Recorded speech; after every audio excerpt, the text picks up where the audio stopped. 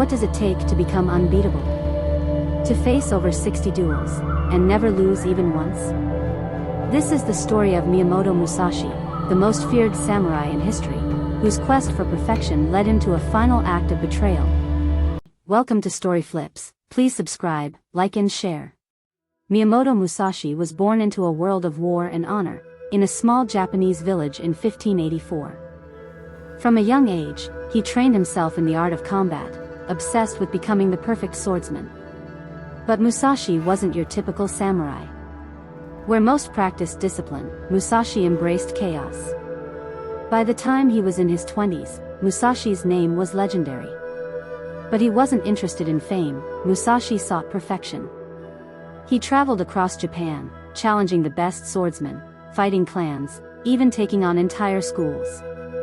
He created his unique two-sword style, Niten Ichi-ryū, wielding both a long and short sword with brutal efficiency. But his journey was far from easy.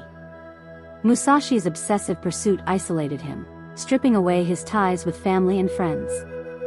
He became known as a wandering ronin, a masterless samurai, whose only companion was his sword. After years of searching, Musashi faced his greatest duel on Ganryu Island. His opponent? Sasaki Kojiro, a master with a blade so long, it was nicknamed the Drying Pole. Kojiro was Musashi's equal, perhaps even his superior, or so they said. In a move no one expected, Musashi carved an oar into a wooden sword on his way to the duel. Why?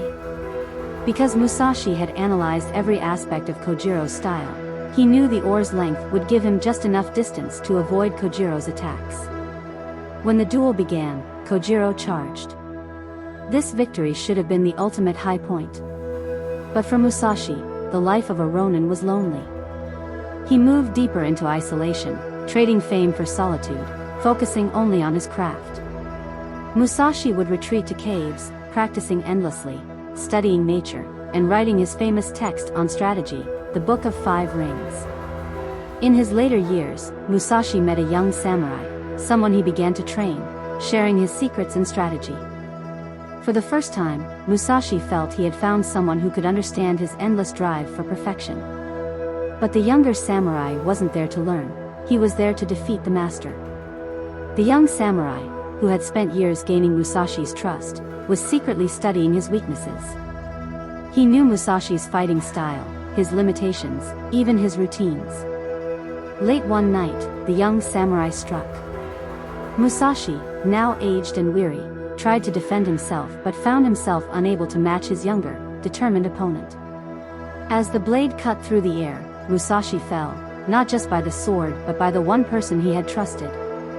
And so ended the life of Japan's greatest swordsman, betrayed not by a stronger blade, but by the one weakness he had never anticipated, trust. If you enjoyed this story, don't forget to hit that subscribe button for more epic tales from history. This is StoryFlips, where history isn't just told, it's relived. And remember, every story has a flip side.